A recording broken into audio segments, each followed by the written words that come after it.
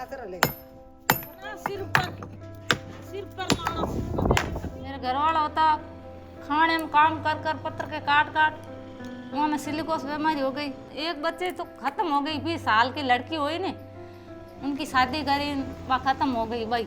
उन्हें आपकी बाप की बीमारी लागू रही है ने, लड़की नहीं बा बीमारी लाग भाई खत्म हो गई।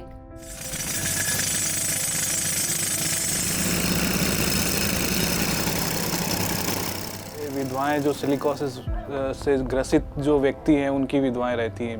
यहाँ पे करीब 70 से 80 विधवाएं हैं जो सिलिकोसिस के जो उनके पति हैं उसके बाद से यहाँ पे बहुत ज़्यादा बढ़ गई हैं विधवाएं सारी। ऐसी कोई टेक्नोलॉजी वगैरह जो सेफ्टी इक्विपमेंट्स वहाँ होते भी नहीं है। ये सिर्फ मुंह पे कपड़ा बांध कर काम करते हैं जिससे वो डस्ट उड़ता है। ये 10 साल अगर 5 साल भी काम कर लें उसके बाद में ये डस्ट उनके फेफड़ों में जमा हो जाता है। उसके बाद में ये सिलिकोसिस हो जाता है इनको, जो कि जानलेवा बीमारी है और इसका कोई इलाज भी नहीं है। पूरे जोधपुर में इस काम की वजह से जो औरतें अफेक्टेड हुई हैं वो कम से कम 70 से 80% ऐसी औरतें हैं जो इस काम की वजह से अफेक्टेड हुई हैं। उनके जब पति मर जाते हैं उसके बाद में इनको मजबूरन जाना पड़ता है खानों में, उसके बाद में इनको भी सिलिकोसिस हो जाता है।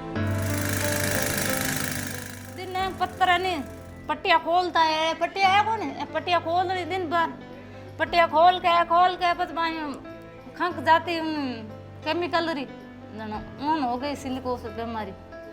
वह काम करता करता 10 साल घर पे ही उतारिया, काम हुए नहीं जना घर पे ही उतारिया। तो मैं चल जाती नहीं कि मैं जा रहती तो मैंने तो कुमान खड़ाना ही पड़ेगा पूरे महीने के 9,000 रुपये